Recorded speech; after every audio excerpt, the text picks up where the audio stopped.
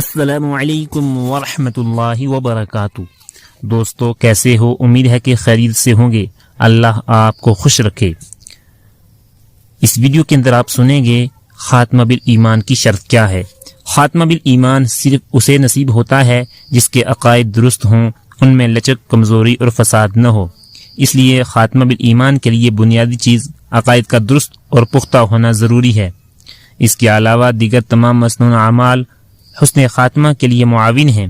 اس سے یہ بات بھی واضح طور پر سمجھ میں آتی ہے کہ اگر عقائد درست نہ ہوں اور اعمال سنت کے مطابق نہ ہوں تو حسن خاتمہ کے لیے کی جانے والی تمام محنتوں کا اختتام برا ہوتا ہے۔ آخر میں مختصراً چند ان اعمال کا تذکرہ بھی ضروری ہے جن کی وجہ سے انسان خاتمہ بالایمان کی دولت سے محروم ہو جاتا ہے۔ نمبر 1، فرائض و واجبات کو مسلسل ترک کرتے رہنا۔ نمبر 2، شرعی احکام و مسائل کا مذاق اڑانا۔ نمبر 3، اہل اسلام کی مقتدر شخصیات علماء دین کی باوجہ علم دین تحقیر و تذلیل کرنا۔ نمبر 4، توبہ میں تاخیر کرنا۔ نمبر 5، حقوق العباد کی ادائیگی میں کوتاہی کرنا۔